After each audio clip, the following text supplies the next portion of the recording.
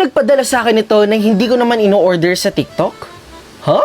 Ito yung sports camera na meron daw 4K Wi-Fi. Huh?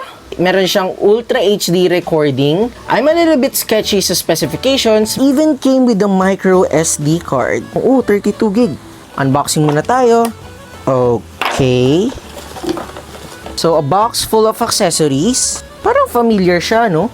Pretty cool. There you go. Lalagay ko yung necklace dito sa likod ng aking shirt. And then, poof. Yan. And the good thing about this, you can mount this siguro sa pagmumotor mo. And we're probably gonna try this out, guys. I'm not gonna lie, I am excited a little bit. Pwede mo na gamitin to pang diving, oh. Ayan, so yun ang naman nung box, no? Medyo interesting nga siya. So I really am looking forward na subukan to sa actual pag-capture ng video. If you're probably in a budget para kumuha ng isang action camera, well, this is a good consideration. Makikita nyo, yung link nito is nandito sa Yellow Basket.